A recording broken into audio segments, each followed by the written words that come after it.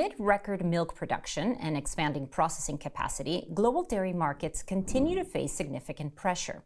Joining me today to walk us through what needs to change for dairy prices to stabilize is Nate Donnay, Director of Dairy Market Insight at StoneX and a contributor to the latest StoneX Quarterly Outlook report. Welcome back, Nate. Thanks, Johanna. So your report painted a pretty bearish picture for the dairy prices in the first half of 2026. But in January of this month, we've started to see some strength in a few products and regions. Is the market finding its footing? Prices for basically all dairy products across all the major dairy exporters were trending down through mid-December. And then we started to see a little bit of strength creeping into New Zealand prices in late December, and that's continued into January. Then we saw some strength in the U.S. non-fat dry milk market, and that seemed to flow into the European skim milk powder market. So we were starting to see some things turning in late January and now, in late December and now early January, and this bump seems to be coming from good demand, both importers who are stocking up on dairy products at relatively low prices, as well as some end users and traders who were waiting for prices to start to bottom out, and they saw the strength in late December and said, well, maybe now is the time to step in here and do a little bit more buying.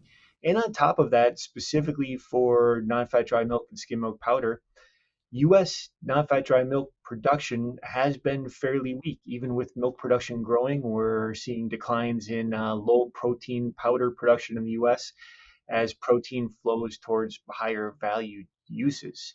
Now, on top of that strength that we kind of saw late December into January, here in late January, we're starting to see some strength in U.S. cheese and butter prices as well. It's possible we've put in an absolute bottom for some of these products and some of these regions, but when we look at milk production growth, it's still very, very strong, and it should limit the upside that we see for dairy prices globally. Well, actually, let's stay on that because global milk production has accelerated well above long-term trends. What's driving this surge, and why hasn't the market adjusted yet? Long-run average milk production growth across the major exporters is about 1.4% per year. And in the fourth quarter of 2025, production was up about 5.5%. So production is incredibly heavy by any measure. And the other interesting thing is that it's been very widespread. We're seeing strong growth in the US, in the EU, in New Zealand, and in Argentina. There's a number of things that are driving that growth, but the one that's consistent across all the different regions is that margins for dairy farmers were good from mid-2024 until mid to late 2025, and that has encouraged dairy farmers to produce more milk. On top of that, we had a record amount of new cheese processing capacity come online in the US, and that allowed dairy farmers to build new farms or to expand existing farms to supply those new plants with milk. And then animal disease issues like blue tongue and bird flu, which held back milk production in 2023 and 2024, were less of a drag on milk production in 2025. On top of all those issues, feed costs have been coming down. So the input costs for dairy farmers have been declining. And then, frankly, the weather hasn't been terrible either, which is particularly helpful for New Zealand.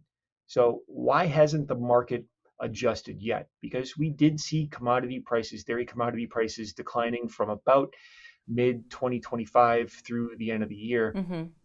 And there's typically a lag between changes in milk prices and the eventual changes in milk production. Dairy markets are volatile. They can go down one month, it can go back up the next month. Cattle are expensive, and cows operate best with stable rations. So farmers are used to this volatility. They're not going to make dramatic change in their milking or in rations on a month-to-month basis just because the market went down for a month. We'll need to see a stretch of continuous decline for farm gate prices, and we'll need those prices to stay low for a period of time before we see the farmers make significant adjustments to milk production. Now, I think both of those are going to happen. We've seen farm gate prices trending down now for 2 or 3 months, and we're going to be stuck at relatively low levels for a little while. So the adjustment in milk production is coming.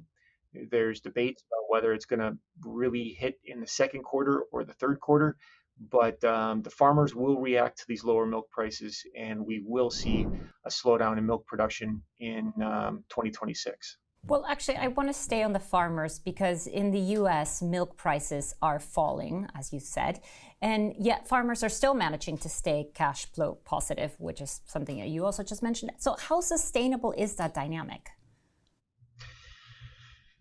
Paradoxically, milk prices in the US are lower than Europe, and they have been for a while, but US dairy farmers are more profitable than European counterparts, and that's due to additional revenue from crossbred calves. The US beef herd is at a multi decade low, and over the past couple of years, US dairy farmers have been increasingly crossbreeding their dairy cows with beef and then selling those crossbred calves into the beef supply chain. With beef prices near record highs here in the US, the price of those calves has gone from about $200 each back in 2022 to something in the range of $1,200 to $1,500 a calf in late 2025 and into 2026. So even though the milk revenue has declined significantly for US dairy farmers, this beef revenue is still very strong, and it's keeping whole farm revenue still at what I think is probably profitable levels for most of the dairy farmers. You asked how sustainable this is. So long as cattle prices stay strong, the revenue from these calves is going to stay strong as well. I'm not a cattle market analyst. I don't know when the cattle market is going to turn lower, but I do know that the cattle market goes through very long up and down cycles. So even if we are at the peak for the cattle market now, the decline is probably going to take place over multiple years, and that means that revenue from these calves is probably going to stay strong for 2026. Okay, I see. That makes sense. Let's move on. Last week, the Whole Milk for Healthy Kids Act was signed into law in the US. Will that boost dairy demand? For the past 10 years, only skim milk and 1% milk was allowed to be served in school lunches that are reimbursed by the USDA. This new act allows 2% and whole milk to be offered in the schools. And in the US, whole milk is about 3.25% fat. Allowing the schools to offer these higher fat content milks should boost demand a bit, but the schools still face some restraints. The schools need to stay under an average calorie cap on the meals that they serve, and obviously higher fat content milk is going to increase the average calories of the meal that they're offering. And then higher fat content milk typically costs more, and there's no provisions in this act to Hmm. increase the funding available to the schools. So they're still going to face a cap on calories. The higher fat content milk is going to cost them more. Um, that will limit how much 2% in whole milk is offered through the schools. I think when I work through the numbers, an optimistic scenario is that an additional 22 million pounds of fat will clear through schools. And if we assume that that comes out of butter, it would reduce butter production by 1%. I'm not saying the butter production is going to decline by 1%, but if butter production next year was going to be up 3%, maybe it's only up 2% because of the increased fat that's moving through the schools. And again, that's an optimistic number. So maybe it only reduces butter production by 0.5%. It should boost total fat demand, dairy fat demand in the US, but the impact isn't going to be big. Okay. Understood. And one last thing before we let you go, and you sort of briefly brought it up earlier. Another lingering factor in the background is disease risk. How real is the threat to dairy supplies as we look to the rest of 2026? Well, recently we had an isolated bird flu case on a dairy farm in Wisconsin, which is the first time that the virus has shown up in cows in the dairy state. We had blue tongue show up in Northern Ireland for the first time. France recently deployed the army to help with vaccinating cattle against lumpy skin disease. So we're still facing some risks from these animal diseases that we've been dealing with for the past 3 years. But their impact on milk production recently has been pretty minimal. Who knows what the future is going to be? However, in the US, in the last 2 weeks, we've had a lot of headlines about New World screwworm. This is a fly that lays its eggs in the wounds of warm-blooded animals, including cattle. The larvae then hatch and basically start eating the animal from the inside. This fly used to be endemic in the southern US. We got it out of the US in the 1960s. We pushed it all the way down out of Latin America during the 70s, and it's been contained in South America until very recently when it's broken out and it's been moving back north through Latin America and is now getting close to Texas. Back in the spring of 2025, when this first became a topic of discussion in the US, the experts were saying it was a 50-50 bet whether the fly would make it into the US. But now the recent commentary is that it looks pretty likely that this fly is going to make it back into the US. Estimating the impact on milk production is very hard. Happy cows produce more milk than unhappy cows, and I'm guessing the cows that are infected with this thing Are are not going happy. to be happy. So we'll see a hit to milk production per cow. But dairy farmers handle these cows at least twice a day. They should notice wounds that can be treated before they get infected, or once the wound is infected, they should notice it and be able to treat these cows. The problem is that when cows are given antibiotics or antiviral medications, that those drugs make their way into the milk as well. So that milk needs to be dumped for a period of time. Sometimes it's 3 days, sometimes it's a month.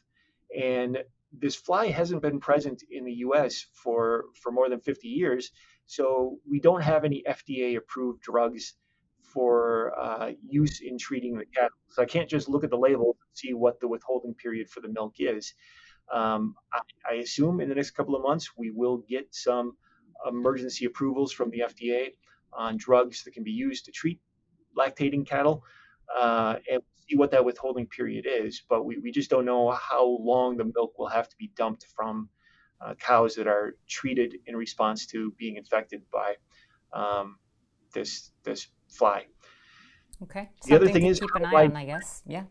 Yeah, it is. The other thing is how widespread does it get? Mm, Just because it shows up and it infects a few cattle in 2026 doesn't mean it's going to have a big impact on milk production. right. So I think the impact on U.S. milk production is going to be pretty minimal in 2026. If it really gets a foothold and continues to spread, maybe it becomes more of a story for 2027. But the market may price in a worst case scenario when the fly potentially shows up in the US. So even if the impact, maybe if the eventual impact on milk production is minimal, the impact on prices could be significant when if we get the announcement that the fly has made it into the US. Right. And then containment, obviously, is the next thing to make sure that we do. Nate, thank you so much for joining us, and thank you to our viewers for watching. For deeper insights and analysis, you can scan the QR code or click the link in the description to download the full StoneX Market Intelligence Quarterly Report.